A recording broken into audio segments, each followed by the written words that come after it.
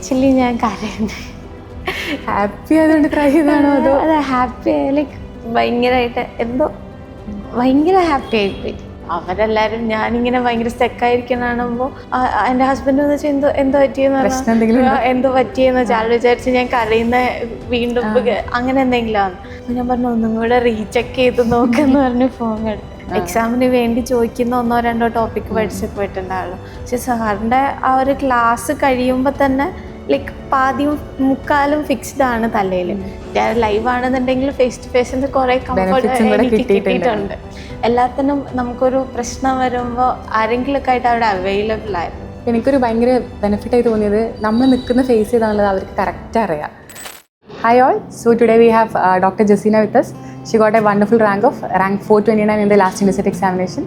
We are so proud of you from Bharti Calicut side. A big congrats to you. So could you please introduce yourself? Hi, myself Jasina. I graduated from Palakkad Medical College. On November INL എനിക്ക് 429 ആയിരുന്നു rank and it was very happy moment. എങ്ങനെ preparation face എങ്ങനെയായിരുന്നു? എത്ര കാലം ഈ preparation start ചെയ്തിട്ട്? ഞാൻ കഴിഞ്ഞ ജൂലൈയിലാണ് സ്റ്റാർട്ട് ചെയ്തത്. അപ്പോൾ ഞാൻ ലൈവ് ബാച്ച് ആയതുകൊണ്ട് ഇനീഷ്യലി ക്ലാസ് കേട്ട് എവറി ഡേ 4 o'clock ശേഷമായിരുന്നല്ലോ ക്ലാസ് ഉണ്ടായിരുന്നത്. ക്ലാസ് കേട്ട് കഴിഞ്ഞാൽ പിറ്റേ ദിവസം അത് വായിക്കും. ക്വസ്റ്റ്യൻസ് മാരോയിലെ ക്വസ്റ്റ്യൻസ് തരും. പിന്നെ അവർ കഴിഞ്ഞ് പോസ്റ്റ് ടെസ്റ്റ് വിടും. അപ്പോൾ അത് അറ്റൻഡ് ചെയ്തിട്ട് ഇനീഷ്യൽ ഫേസിൽ അങ്ങനെ ക്ലാസ് കേട്ട് മാത്രം. അപ്പോൾ തന്നെ ക്വസ്റ്റ്യൻസ് ചെയ്യാൻ തുടങ്ങിയിട്ടുണ്ടായിരുന്നോ അല്ലെങ്കിൽ കുറച്ചുകൂടെ കഴിഞ്ഞിട്ടാണോ ക്വസ്റ്റ്യൻ ചെയ്യണം എന്നുള്ളതൊരു മനസ്സിലായത്?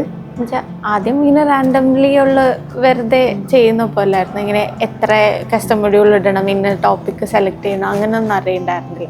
പിന്നെ ഇങ്ങനെ ഓരോ മീറ്റിങ്ങിന് കയറി അവരിങ്ങനെ മെൻറ്റേഴ്സ് എല്ലാവരും പറഞ്ഞതിന് ശേഷം കസ്റ്റം മൊഡ്യൂൾ കീപ്പ് ചെയ്ത് ടോപ്പിക്സ് ഒക്കെ ഇട്ട് അങ്ങനെ ആഡ് ചെയ്ത് തുടങ്ങി. ക്വസ്റ്റ്യൻ ചെയ്യാൻ മെയിനായിട്ടും മാരോ തന്നെയാണ് യൂസ് ചെയ്തത് അല്ലെങ്കിൽ മൾട്ടിപ്പിൾ സോഴ്സ് യൂസ് ചെയ്തിട്ടുണ്ടായിരുന്നോ? അല്ല, ഞാൻ മാരോ തന്നെയായിരുന്നു മോസ്റ്റ് ഓഫ് എല്ലാ ക്വസ്റ്റ്യൻസും ചെയ്യാൻ വേണ്ടി യൂസ് ചെയ്തിട്ടുണ്ടായിരുന്നത്. Okay, fine. പിന്നെ ഈ പഠിക്കുന്ന സമയത്ത് ഏറ്റവും കൂടുതൽ ബുദ്ധിമുട്ടായിട്ട് തോന്നിയൊരു കാര്യം എന്താ? ആദ്യം കുറേ നേരം ഇരിക്കാൻ വേണ്ടിയിട്ടുള്ള ഇനീഷ്യൽ അത് ഭയങ്കര ബുദ്ധിമുട്ടായിരുന്നു. ടൈം ഇങ്ങനെ ആ ഒരു ടൈമിൽ മൊത്തത്തിലിരിക്കാൻ വേണ്ടിയിട്ട്. പിന്നെ GT ചെയ്യുന്നതിലോട്ടുള്ളൊരു ഇൻഹിബിഷൻസ് അത് ഭയങ്കരമായിട്ടുണ്ട്. ഇനീഷ്യലി എത്ര അവേഴ്സൊക്കെ ഇരിക്കുമായിരുന്നു? ഇനീഷ്യലി ക്ലാസ് ഉള്ളതുകൊണ്ട് ആ ക്ലാസ് കഴിച്ചൊരു 6 hours അത്രയൊക്കെ പോയിട്ടുണ്ടായിരുന്നുള്ളൂ. ക്ലാസ് കഴിച്ച് 6 hours ഇരിക്കും. അതിന് ഗുഡ് സ്റ്റാർട്ട് അല്ലേ?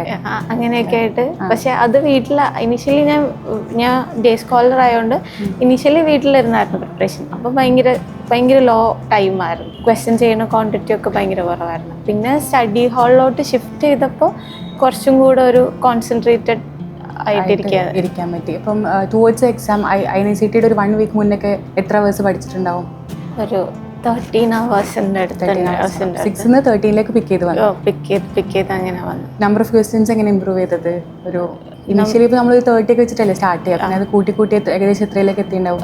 ലാസ്റ്റൊക്കെ എത്തുമ്പോൾ ഒരു നിയർലി 300 questions ഡെയിലി 300 questions ചെയ്യാൻ വേണ്ടിയിട്ട്. നമ്മൾ പറഞ്ഞിരുന്നത് മിനിമം ഒരു 200 ചെയ്യണം എന്നാണ്. അപ്പം അതിലും അബവ് ആയിട്ട് തന്നെ 300. ആദ്യമൊക്കെ 200. എക്സാം അടുപ്പിച്ചപ്പോൾ കുറച്ചുകൂടെ ക്വസ്റ്റ്യൻസ് കൂട്ടി.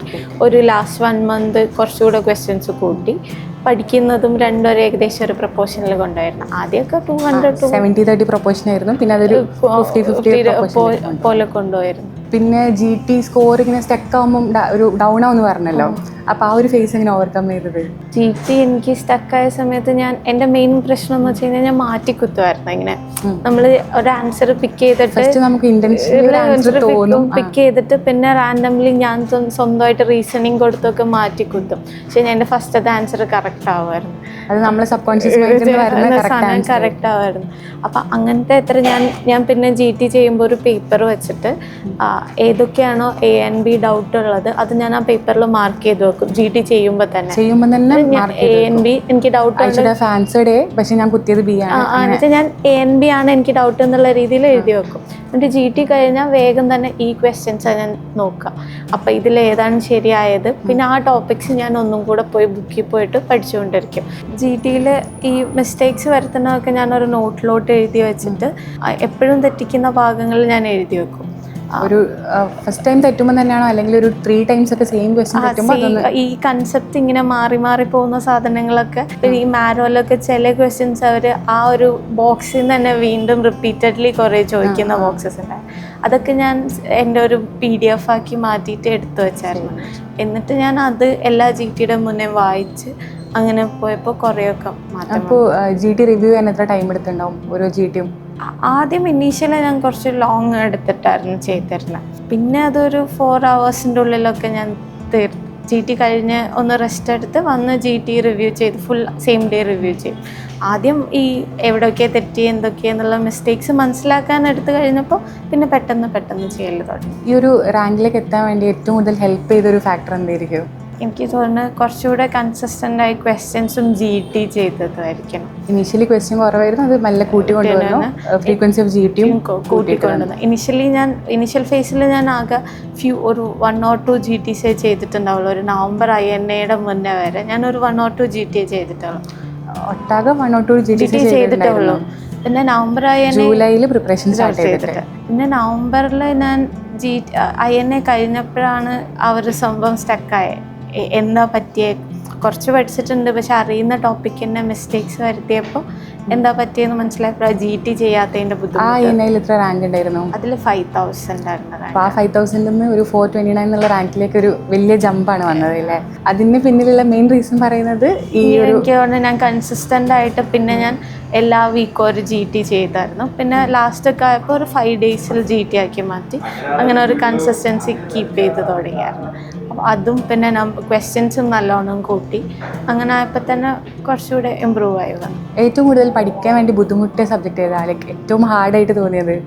ഹാർഡായിട്ട് തോന്നി സർജറി ഭയങ്കര വാസ്റ്റ് ആയിട്ടുള്ളതുകൊണ്ട് നോട്ട്സ് കുറച്ച് പേജ് കുറേ പേജ് ഉള്ളതുകൊണ്ട് കുറച്ച് ബുദ്ധിമുട്ടായിരുന്നു. പിന്നെ ഞാനതൊന്ന് കൺസൈസ് ചെയ്തിട്ട് എനിക്ക് ബുദ്ധിമുട്ടുള്ള ടോപ്പിക്സ് മാത്രം ഞാൻ ഒരു പേജിൽ എന്തൊക്കെ ഇൻക്ലൂഡ് ചെയ്യാൻ പറ്റുമോ അങ്ങനെ ഒരു പേജാക്കി മാറ്റി. അപ്പം എനിക്ക് സാറിന് നോട്ട് പറ്റാവുന്ന രീതിയിൽ ഫുൾ ഷോർട്ടാക്കാനല്ല, എനിക്കിപ്പോൾ ഹെപ്പാറ്റോബിലിയറി സിസ്റ്റത്തിൽ കുറേ ഇൻവെസ്റ്റിഗേഷൻ പലതും ഭയങ്കര കൺഫ്യൂസിങ് ആയിരുന്നു. അപ്പം ഞാൻ ഒരു സിംഗിൾ പേജിൽ ഏതിനൊക്കെ ഏത് ഇൻവെസ്റ്റിഗേഷൻ അങ്ങനെ ബോക്സസ് ആക്കി മാറ്റി റിവ്യൂ ചെയ്യുന്ന സമയത്ത് പെട്ടെന്ന് ക്വിക്കായിട്ട് നോക്കി പോകാൻ വേണ്ടിയിട്ട്. പിന്നെ നമ്പേഴ്സ് എല്ലാം കൂടെ ഒരുമിച്ചാക്കി. ഇപ്പോൾ സാറിൻ്റെ ബുക്കിൽ നമുക്ക് ഓരോരുത്തരും 2 centimeter 1 centimeter 3 centimeter cut offs ഉണ്ടാവില്ല. അപ്പോൾ ഞാൻ അതെല്ലാം 1 centimeter അണ്ടറിലുള്ളതെല്ലാം ഒരുമിച്ച് എഴുതി വെച്ച് അങ്ങനെ ഞാൻ എൻ്റെതായിട്ട് ഇതിൽ ഫുൾ ഷോർട്ടാക്കല്ല, ഓർക്കാൻ എളുപ്പത്തിന് വേണ്ടിയിട്ട് അങ്ങനെ ആക്കി മാറ്റി. അപ്പോൾ പിന്നെ റിവ്യൂ പഠിക്കാൻ പെട്ടെന്ന് പഠിക്കാൻ പറ്റുമായിരുന്നു. ഓൺ ദി അതർ ഹാൻഡ് ഏറ്റവും എളുപ്പമായി ക്ലാസ് കേട്ടതെന്ന് വെച്ചാൽ, അതായത് UG പഠിക്കുന്ന സമയത്ത്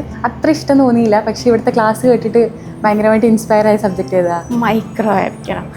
കാരണം മൈക്രോ UG പഠിക്കുന്ന സമയത്ത് പാരസൈറ്റോളജി ഒന്നും ഒരു ചെറിയൊരു എക്സാമിന് വേണ്ടി ചോദിക്കുന്ന 1 or 2 ടോപ്പിക്ക് പഠിച്ച് പോയിട്ടുണ്ടാവുള്ളൂ. പക്ഷെ സാറിൻ്റെ ആ ഒരു ക്ലാസ് കഴിയുമ്പോൾ തന്നെ ലൈക്ക് മുക്കാലും ഫിക്സ്ഡ് ആണ് തലയിൽ. പിന്നെ അതൊന്ന് അപ്ലൈ ചെയ്യാൻ വേണ്ടിയിട്ടുള്ള മാത്രം. പിന്നെ പെട്ടെന്ന് പഠിക്കാനും ഫ്ലോ ചാർട്ട്സ് ഒക്കെ ഉണ്ടാവും. പെട്ടെന്ന് പഠിച്ച് തീരുമായിരുന്നു. എന്നുവെച്ചാൽ ഭയങ്കര ഡൗൺ ആയിരിക്കുമ്പോൾ ഏതെടുത്ത് പഠിക്കുന്നതല്ല വെച്ച് കഴിഞ്ഞാൽ മൈക്രോ എടുത്താൽ വേഗം തീരുമല്ലോ എന്നുള്ള കാര്യത്തിൽ. വോളറ്റൈൽ സബ്ജക്ട്സ് ഉണ്ടാവില്ലേ? പൊതുവെ ഇപ്പോൾ എല്ലാവർക്കും ഫാർമൊക്കെയാണ് അങ്ങനെ വോളറ്റൈൽ ആയിട്ടുണ്ടാവില്ലേ? അങ്ങനത്തെ സബ്ജക്ട്സ് എങ്ങനെ ടാക്കിൾ ചെയ്തത്? എനിക്ക് ഫാർമ അതുപോലെ ഓർത്തോയും കുറച്ച് വോളറ്റൈൽ. അപ്പം ഞാനത് ഓരോ ടോപ്പിക് എടുത്ത് എല്ലാ ദിവസവും ഒരു 20 questions 25 questions ortho daily 20 questions ഞാൻ എപ്പോഴെങ്കിലും ഒരു റാൻഡംലി എനിക്ക് തോന്നുമ്പോൾ ഒരു 20 questions ചെയ്യും. അപ്പോൾ അങ്ങനെ ചെയ്തു വന്നപ്പോൾ, കാരണം ഞാൻ GT ചെയ്യുമ്പോൾ എൻ്റെ ഏറ്റവും ലോവസ്റ്റ് ആയി നിന്നിരുന്ന ഓർത്തോ ആയിരുന്നു. പക്ഷേ ഞാൻ പഠിക്കുന്നുണ്ട്, പക്ഷെ എക്സാമിന് വരുമ്പോൾ എങ്ങനെയെങ്കിലുമൊക്കെ ആയി തെറ്റിപ്പോകുന്നു. അപ്പം ഞാൻ എല്ലാ ഡേയും ഒരു 20 questions ഒരു 2 weeks കൺസിസ്റ്റൻ്റ് ആയി അങ്ങനെ ചെയ്ത്. അപ്പോൾ പിന്നെ എനിക്ക് ഓർത്തോ ലൈക്ക് നല്ല വൃത്തിയായി മാറി. പിന്നെ ഒരു നോട്ട്ബുക്ക് തുറക്കാനുള്ള ഒരു ഫിയർ മാറി. അത് നല്ലോണം സെറ്റായി മാറിയായിരുന്നു. പിന്നെ ഫാർമ ഇതുപോലെ എല്ലാ ദിവസവും ഒരു ടോപ്പിക്ക് കുറച്ച് വായിച്ച് കൊണ്ടുവന്നിട്ട് പോർഷൻ കുറച്ച് ഡിഫിക്കൽട്ടായി തോന്നുന്ന പോർഷനൊക്കെ. പിന്നെ ഞാൻ സൈക്കാട്രിയും സൈക്കോ ഫാർമക്കും ആണല്ലോ കുറച്ച് വലുതായിട്ട് പുതുതായി. അപ്പം അതും സൈക്കാട്രി പഠിച്ചിട്ട് ഇത് പഠിക്കാനായിരിക്കും. സൈക്കാട്രിന്ന് ക്വസ്റ്റ്യൻ വന്നാലും അധികവും അപ്പം രണ്ടും കൂടെ കമ്പൈൻ ചെയ്ത് പഠിച്ച് അപ്പോൾ പിന്നെ കുറച്ചും കൂടെ റീറ്റെയിൻഡ് ആയിട്ട് മാറി. അങ്ങനെ ഒരു ദിവസം ഒരു സബ്ജക്റ്റ് ആണോ പഠിക്കുക അല്ലെങ്കിൽ മിക്സ് ചെയ്തിട്ടായിരുന്നു പഠിക്കുക? ഞാൻ കൂടുതൽ ഒരു സബ്ജക്റ്റ് നോക്കുന്ന ഫുൾ ഡേ ഒരു സബ്ജക്റ്റ് പഠിക്കും, നെക്സ്റ്റ് ഡേ അനദർ സബ്ജക്റ്റ്. ഭയങ്കരമായിട്ട് ബോറടിക്കുകയാണെങ്കിൽ മാത്രം ഒരു സബ്ജക്റ്റ് ആഡ് ചെയ്യും. ഞാൻ ഒരു 3 വീക്സിൻ്റെ ഷെഡ്യൂൾ ആദ്യം ഒരുമിച്ചിട്ട് വെക്കും. അപ്പം ഞാൻ എപ്പോഴും ഒരു മെയിൻ സബ്ജക്റ്റും ഒരു മീഡിയം സബ്ജക്റ്റും 2 മൈനറും ഒരു 5 ഡേ 6 ഡേയിൽ ഇട്ടിട്ട് പിന്നെ ഒരു GT അങ്ങനെ ഒരു ഷെഡ്യൂൾ കീപ്പ് ചെയ്യും. അങ്ങനെ സൈക്കിൾ റിപ്പീറ്റ് ചെയ്യുന്ന രീതിയിലൊരു ഷെഡ്യൂൾ കീപ്പ് ചെയ്യും. ഈ ഒരു റിസൾട്ട് കിട്ടിയപ്പം എന്തായിരുന്നു റിയാക്ഷൻ? എന്തായിരുന്നു? ആക്ച്വലി ഞാൻ കരയുന്നത് ഹാപ്പി ആയതുകൊണ്ട് ട്രൈ ചെയ്താണോ അതോ? അതെ, ഹാപ്പി ലൈക്ക് ഭയങ്കരമായിട്ട് എന്തോ ഭയങ്കര ഹാപ്പി ആയിപ്പോയി. ഞാൻ ആകെ ഇതായിപ്പോയി. എനിക്കും എന്നെ റിസൾട്ട് വിളിച്ചു പറഞ്ഞ ആദ്യത്തെ ആളാണ്. അതിൽ ഞാൻ ഭയങ്കര ഹാപ്പിയാണ്. എൻ്റെ സ്വന്തം മെൻറ്റർഷിപ്പിലുള്ള സ്റ്റുഡൻ്റ് ആണ്. അപ്പം ആ ഒരു ഫേസിൽ ഇപ്പോൾ വീട്ടുകാരോടൊക്കെ വിളിച്ചു പറഞ്ഞു. അപ്പോൾ അവരൊക്കെ റെസ്പോൺസ് എന്തായിരുന്നു? ഞാൻ ആക്ച്വലി ഫാമിലിയുടെ കൂടെ പുറത്തു പോയപ്പോഴായിരുന്നു മെസ്സേജ് വന്നത്. അപ്പം അവരെല്ലാവരും ഞാനിങ്ങനെ ഭയങ്കര സ്റ്റക്കായിരിക്കുന്ന കാണുമ്പോൾ എൻ്റെ ഹസ്ബൻഡ് എന്ന് വെച്ചാൽ എന്തോ പറ്റിയെന്ന് പറഞ്ഞാൽ എന്തോ പറ്റിയെന്ന് വെച്ചാൽ ആൾ വിചാരിച്ച് ഞാൻ കരയുന്ന വീണ്ടും അങ്ങനെ എന്തെങ്കിലും ആണ്. അപ്പം ഞാൻ പറഞ്ഞു ഒന്നും കൂടെ റീചെക്ക് ചെയ്ത് നോക്കെന്ന് പറഞ്ഞ് ഫോൺ എടുത്ത്. അവരെല്ലാവരും ഭയങ്കര ഹാപ്പിയായിരുന്നു. ഫാമിലിയും മീൻസ് അവരെല്ലാവരും ആയിരുന്നു ഇതിനും എൻ്റെ കൂടെ ഇങ്ങനെ സപ്പോർട്ട് ചെയ്ത് നിന്നുണ്ടായിരുന്നത്. ഞാൻ രാവിലെ സ്റ്റഡി ഹാളിൽ പോകും. അപ്പോൾ ലൈവ് ബാച്ച് സ്റ്റുഡൻ്റ് അല്ലായിരുന്നോ? അപ്പോൾ സ്റ്റഡി ഷെഡ്യൂൾ എങ്ങനെയായിരുന്നു? വീട്ടിലിരുന്നിട്ട് പിന്നെ ആദ്യം ഞാൻ ലൈവിൻ്റെ ക്ലാസ്സിൻ്റെ സമയം മാത്രം വീട്ടിലിരിക്കുമായിരുന്നു. വീട്ടിലിരുന്ന് അങ്ങനെ റൂമിലിരുന്ന് ക്ലാസ് കേൾക്കുമായിരുന്നു.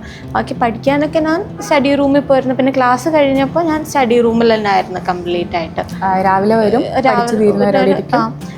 വീട് അടുത്തായതുകൊണ്ട് ലഞ്ചിന് അവിടെ പോയി വന്ന് നൈറ്റ് വരെ ഇരിക്കും.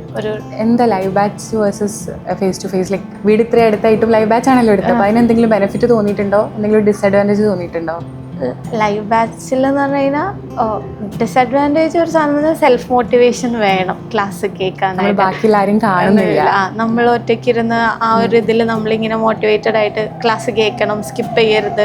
എന്തെങ്കിലും ഒരു ഇവന്റ്സ് വന്നു കഴിഞ്ഞാൽ അതിന് നോ പറഞ്ഞ് ക്ലാസ്സിന് കേൾക്കാനുള്ള ഒരു മോട്ടിവേഷൻ. അതിനൊക്കെ ഫാമിലി സപ്പോർട്ട് ആയിരുന്നു?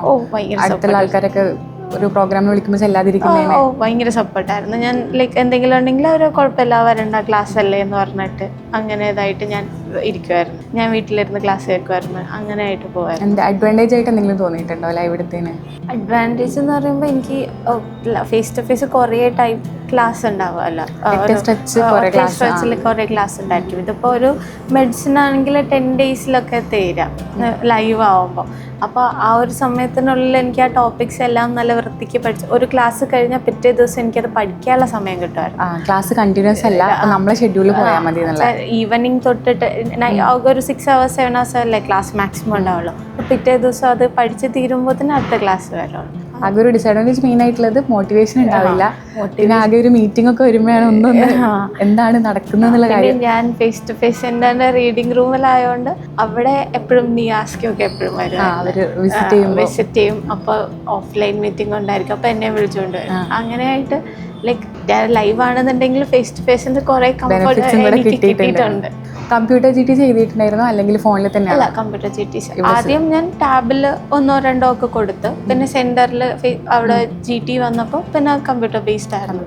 അത് ആക്ച്വലി നല്ലതായിരുന്നു. ആ ഒരു 3 hours ഭയങ്കരമായിട്ട് കോൺസെൻട്രേറ്റഡ് ആയിട്ട് ഇരുന്ന് എഴുതാൻ പറ്റും. ഒരു എക്സാം ഹാളിൽ ഇരിക്കുന്ന അതേ ആംബിയൻസ്. അത് എക്സാം എഴുതിയപ്പോൾ ഒരു ബെനിഫിറ്റ് ആയിട്ട് തോന്നിയോ? ഭയങ്കരമായിട്ട്. എനിക്ക് കഴിഞ്ഞ നവംബർ ആയതിൽ ഞാൻ എക്സാം കൊടുക്കുമ്പോൾ എനിക്ക് ആ ഒരു 3 hours സ്ട്രെച്ച് ഒന്നും കിട്ടുന്നുണ്ടായിരുന്നില്ല. ലാസ്റ്റൊക്കെ ആയപ്പോൾ തന്നെ സിസ്റ്റത്തിന് മുന്നിൽ ഇരിക്കാനുള്ള ഒരു മടിയായി വരാൻ. പക്ഷെ ഇതായിരുന്നപ്പോൾ ഞാൻ കറക്റ്റായിട്ട് ആ കഴിയണ വരെ എനിക്കൊരു എനർജി ഉണ്ടായിരുന്നു. അത് കഴിഞ്ഞപ്പോൾ പിന്നെ ഫുൾ പോയി. അതുവരെ ഒരു എനർജറ്റിക് ആയിട്ട് ഇരിക്കാൻ പറ്റും. എന്തുകൊണ്ടാണ് സർജറി എന്നുള്ളൊരു ഫീൽഡിലേക്ക് എത്തിപ്പെടാനുള്ള കാരണം?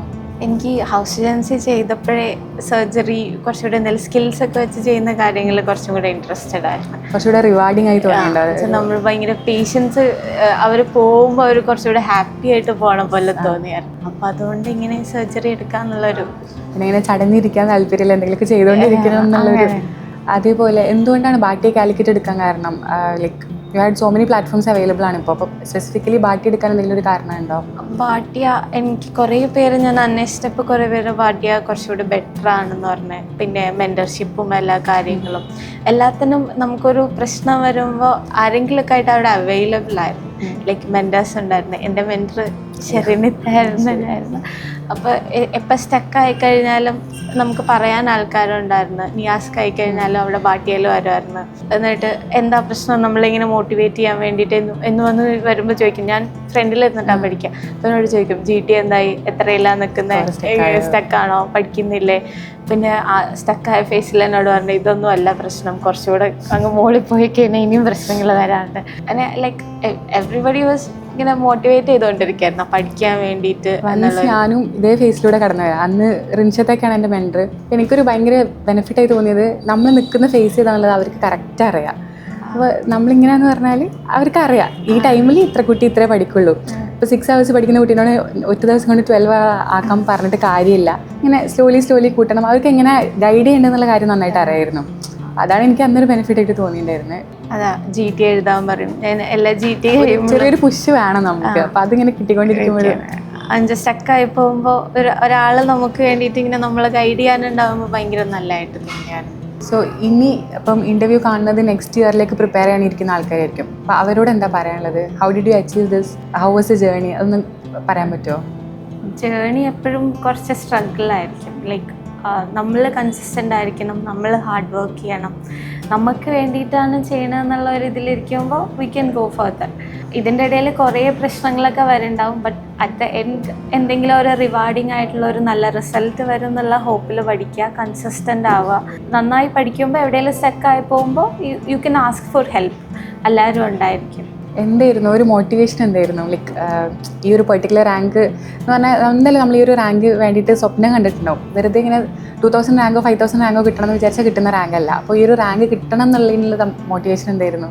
എനിക്ക് ഈ സെൻട്രൽ ഇൻസ്റ്റിറ്റ്യൂട്ടിൽ പഠിക്കണം എന്നുള്ളൊരു ഡ്രീം ഉണ്ടായിരുന്നു. അപ്പോൾ അവിടെ നിന്ന് ഏറ്റവും ഇഷ്ടമുള്ള കോഴ്സ് ചെയ്യാന്ന് പറയുമ്പോൾ അതിന് വേണ്ടിയിട്ട് ഏതെങ്കിലും റാങ്ക് കിട്ടിയാൽ ചിലപ്പോൾ കിട്ടിയില്ലെങ്കിലോ എന്നുള്ളൊരു ഫിയർ കൊണ്ട് കുറച്ചുകൂടെ ബെറ്റർ ആവാൻ വേണ്ടിയിട്ട് ഇതാക്കി. എന്നെ റിസൾട്ട് വിളിച്ച് പറയുമ്പോൾ ഞാൻ ഭയങ്കര ഹാപ്പി ആയിരുന്നു. കാരണം INICET കിട്ടണമെന്ന് ബാക്കി എല്ലാവരും ഇങ്ങനെ നീറ്റ് ഓർ INICET ആണ്. അപ്പോൾ INICET തന്നെ കിട്ടണമെന്ന് പറഞ്ഞ ഒരാളാണ്. അപ്പോൾ റാങ്ക് കേട്ടപ്പോൾ ഭയങ്കര സന്തോഷമായി. അതേപോലെ എക്സാം കഴിഞ്ഞ് വിളിച്ച സമയത്ത് അത്ര കോൺഫിഡൻ്റ് അല്ലായിരുന്നു. എനിക്കൊരു ഡൗട്ട് ഉണ്ടായി, അത് കോൺഫിഡൻ്റ് ആയിട്ടല്ല സംസാരിക്കുമ്പോൾ റാങ്ക് എങ്ങാനും പുറകോട്ട് പോവോ. പക്ഷെ അത് കഴിഞ്ഞ് റിസൾട്ട് വിളിച്ച് പറയുമ്പോൾ ഭയങ്കര ഹാപ്പി കേട്ടോ.